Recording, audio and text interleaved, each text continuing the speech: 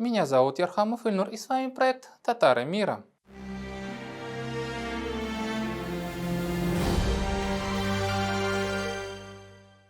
Память о своих былых правителях – это очень важный исторический опыт, который только может быть у народа, у любого другого сообщества. Былые правители могут быть и гордостью, и каким-то недоразумением. Но так получилось, и это нормально для средневекового общества, что именно былые правители определяли сущность того народа, которым правили во время своих переписок с другими правителями стран, во время своих обращений к народу, ну или рассуждений о нем. Были ли у татар Башкортостана, у татар исторической территории Казанская дорога, куда входят помимо северо-западных районов Башкирии еще и восточные районы Татарстана, у татар исторической области Акидель-Улус свои средневековые правители, ну, помимо, конечно, ханов Казанского ханства. Ведь в исторической традиции башкирских историков бытует теория, что татары Башкортостана – это чужаки, переселившиеся на территорию республики после завоевания Казани и насильственного крещения.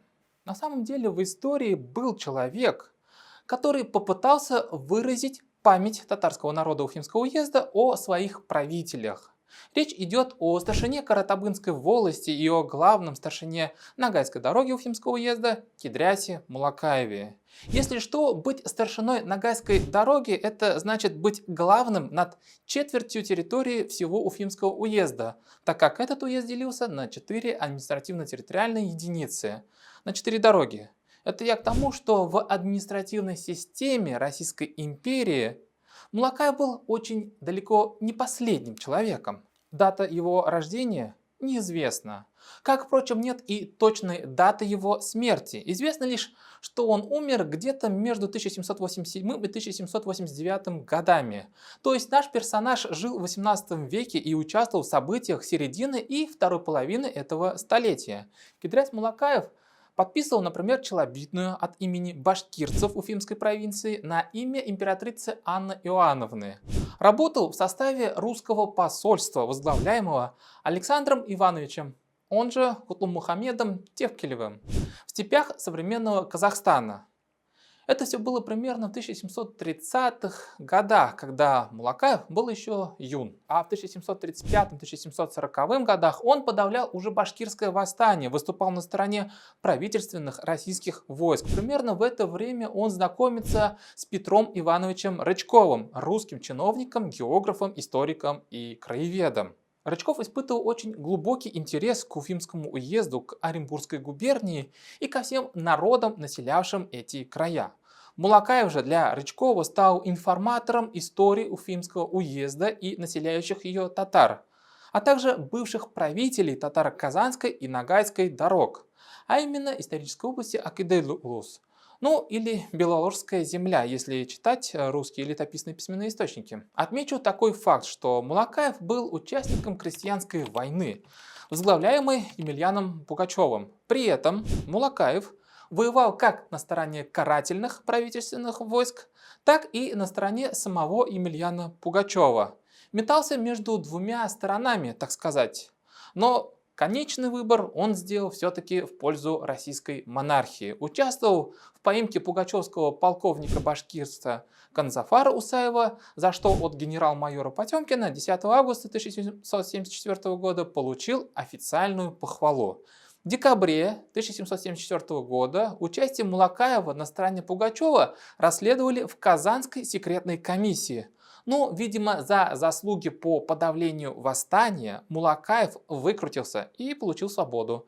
Причем сохранил свои должности – старшина Каратабынской волости и главный старшина Ногайской дороги. Сегодня имя Мулакаева носит деревня Кидряче в Давлеканском районе Башкортостана.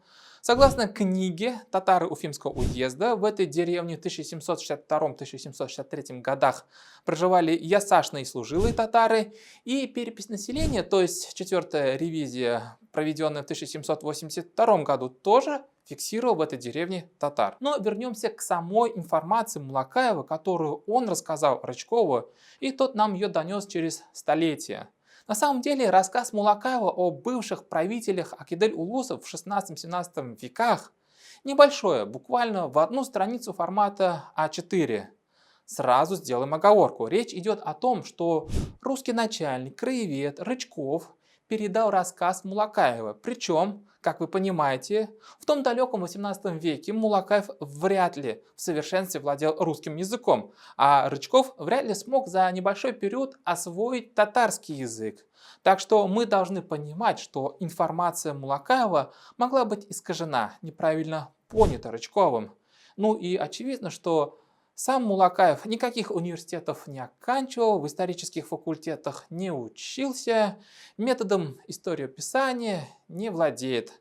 Так что справедливее будет, если мы назовем информацию Мулакаева о правителях Акидель-Улуса как предание или сказание. Давайте разбираться. Зачитаем самого Рычкова, его книгу «История Оренбургская». Бывший в службе Ногайской дороги башкирской старшина Кидрясь Мулакаев о том, то есть о башкирском народе из татарской истории пополнительное известие учинил. Рычков также указывает, что у Мулакаева была, видимо, какая-то письменность, какая-то рукопись, в которой была изложена история татаро-казанской и ногайской дорог Уфимского уезда. Но эта рукопись пропала во время одного из башкирских бунтов. Показал он, кадрясь из татарской истории, кое у него в бывшем башкирском замешании пропало. Как видите, этническая идентичность самого Кидряса Мулакаева и его исторического повествования у Рычкова не вызывает вопросов и сомнений. Кидряс Мулакаев ему повествует именно о татарской истории. Отметим, что Рычков определяет повествование Мулакаева как историю именно татарского народа. Также в книге «Топография Оренбургской губернии» мы находим следующие интересные заметки. Над самой рекою Уфою от города в верстах в 5 на весьма высоком и прекрасном месте поныне видно татарское городище, где, как сказывают, ногайские ханы живали. Знатный башкирский старшина Ногайской дороги Каратабынской волости Кидрясь Мулакаев в изъяснении сего объявил, акибы задолго до покорения российскому скипетру Казанского царства и башкирцев на самом том месте, где ныне город Уфа, был великий город, который простирался по реке Белой до устья реки Уфы и до Уфимских, то есть при реке находящихся гор, так что жительство его распространялось по длине верст на 10. Последний владетель всего города был ногайский хан именем Тюря Бабануклюсов, кой жил в нем в одном только зимние времена, а летом жил он около Дема реки, от города Уфы в верстах в 50. Как видите, Рычков систематически использует определение татарское относительно городища, где зимовал некий ногайский хан. К сожалению, но современные башкирские историки занимаются откровенным переписыванием истории. Ну, все как обычно уж.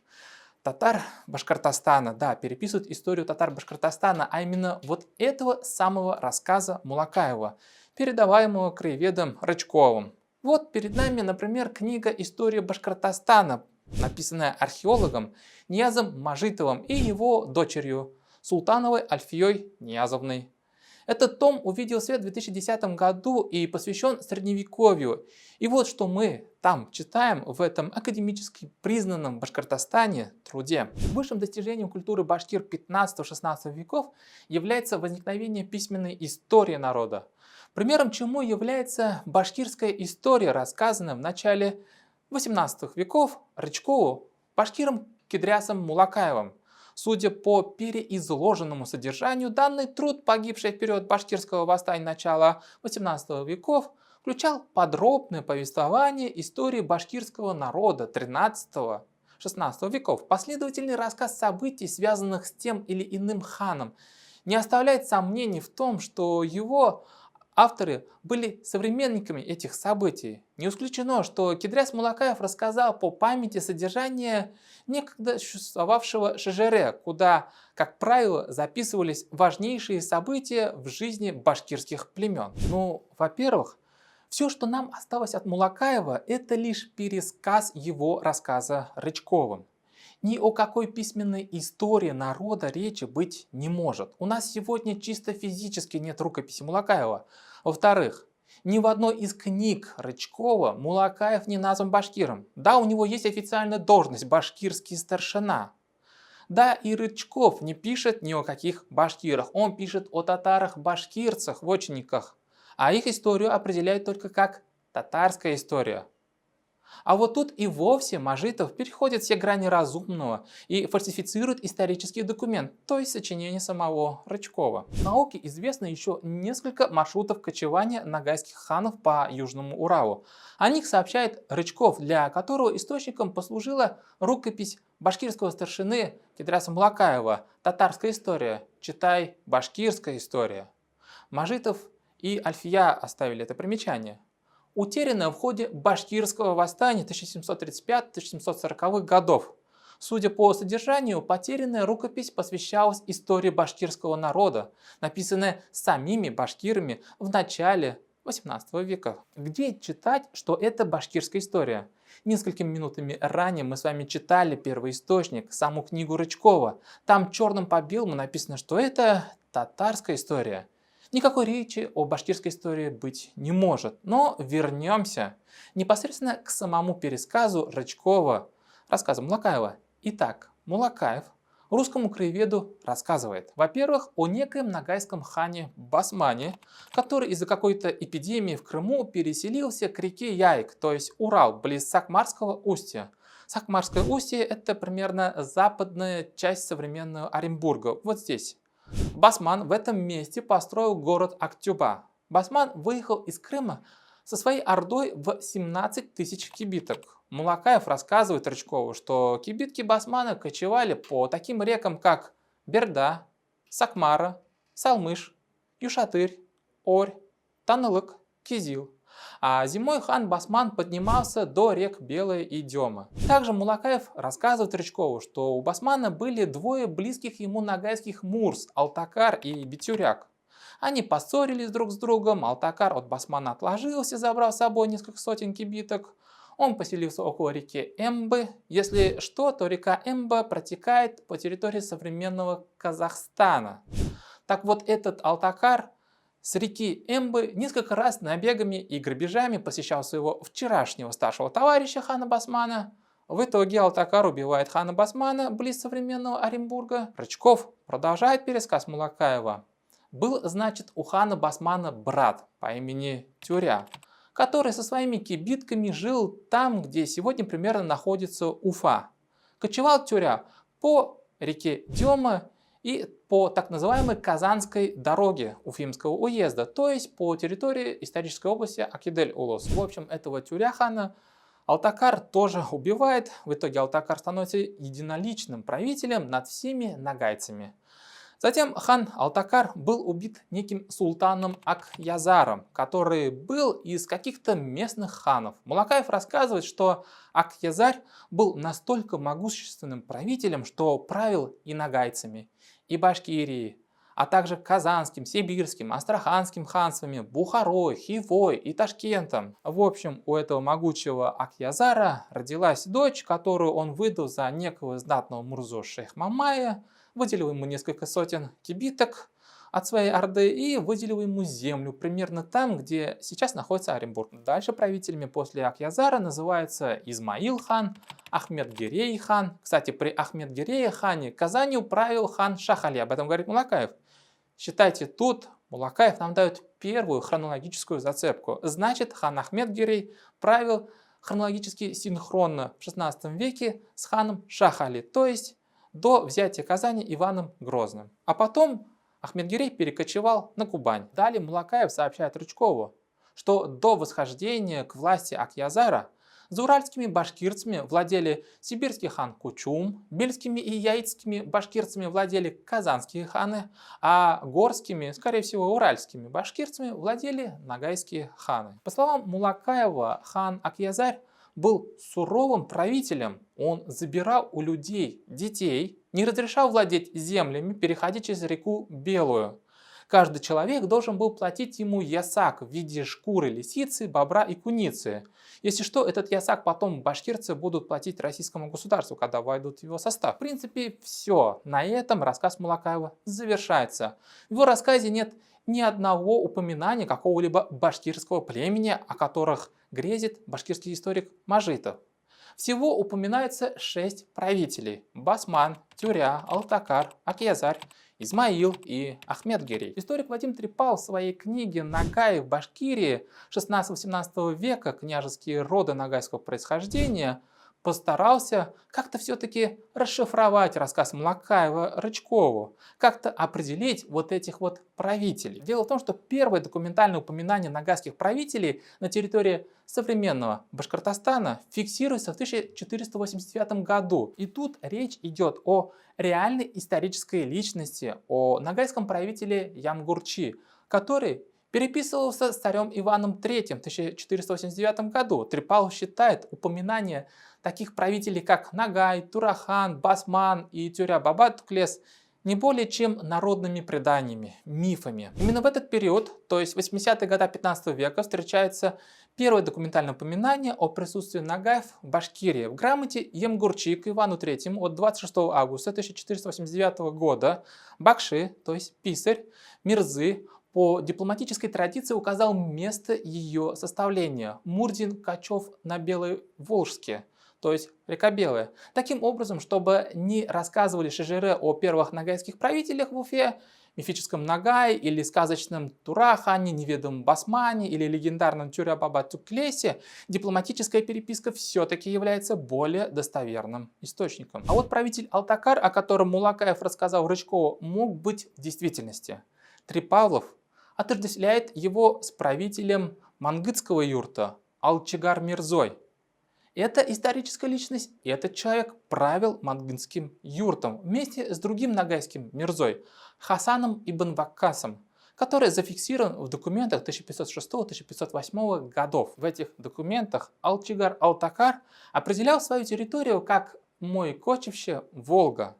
После 1519 года Алчигар исчезает со страниц документов. Идем далее по правителям, указанным Лакаевым. Кто такой Акьязарь? Историк Трипалов предлагает тут рассмотреть правителя казахских степей Хак-Назара, который даже титуловался как хан казахов и нагаев. По одной из казахских преданий известно, что Хак-Назар жил в молодости у одного из ногайских мирз. В переписке между ногайскими правителями и московским государством Хак-Назар, как предполагает Трипалов, может прятаться под именем хан Булат. Мол, арабское написание Хак-Назар и хан Булат очень легко спутать какими-нибудь московскими переводчиками. Так или иначе, казахский правитель Хак-Назар был представителем чингизидского рода. Ну а сведения Мулакаева, что Хак-Назар правил Казанским, Астраханским ханствами, а также Бухарой, Ихивой, Ташкентом, не более чем результат глухого телефона, когда знания об истории передаются устно, без письменной фиксации и дополняются фантастикой. Реальный исторический правитель Хак-Назар погиб в 1581 году, то есть после падения Казанского ханства. Что касается упомянутого Мулакаевым хана Измаила, тут картина уже более-менее понятна и не кажется такой легендарной. История народов Поволжья, история татарского народа знает такого правителя, чья должность определялась как Нураддин. Он начал править в степях Дэшти Кипчака где-то в начале 40-х годов 16 века. Это примерно десятилетием раньше, до падения Казани. В общем, получается весьма любопытная ситуация. Не совсем башкир, Кидрясь Мулакаев рассказывает русскому краеведу Рычкову татарскую историю, которая по факту является смесью преданий и народной памятью о правителях Ногайской Орды и казахских степей.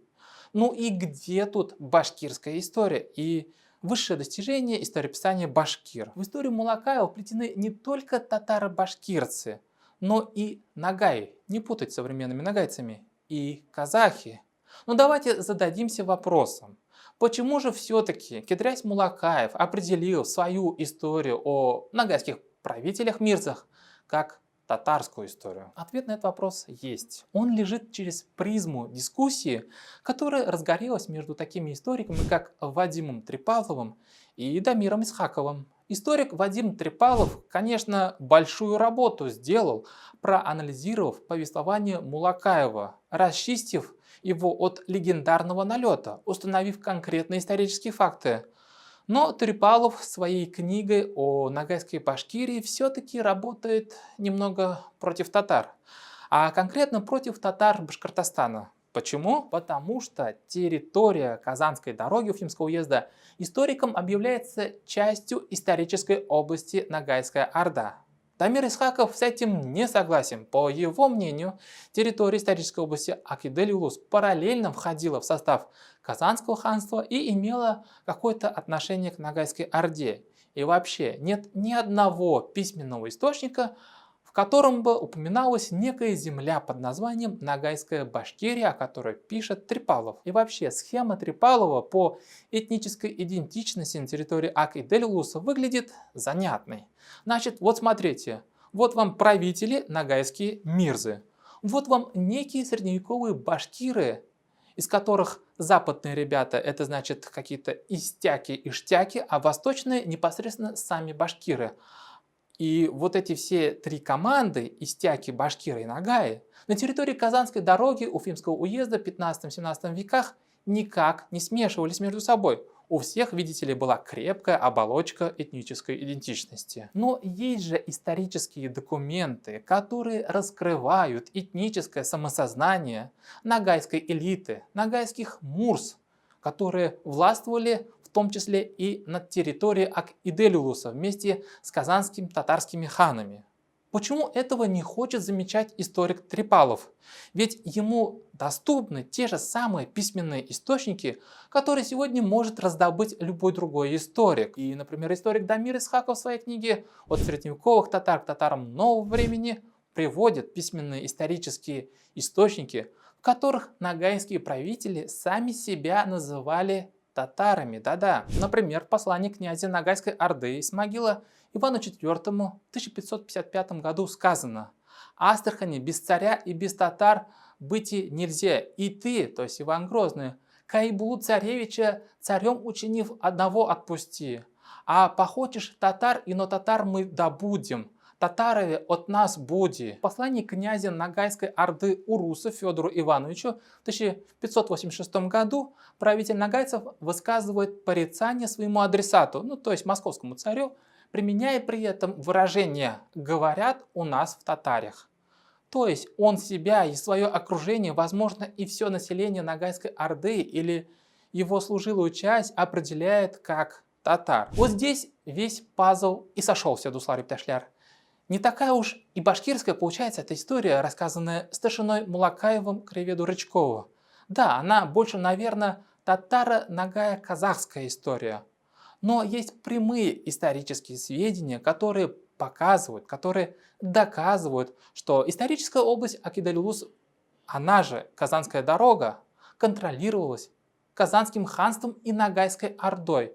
И у ногайских правителей было татарское этническое самосознание, которое они распространяли и на свою территорию. Именно поэтому Мулакаев рассказывал Рычкову про татарскую историю и указал ему на татарское городище недалеко от современной Уфы.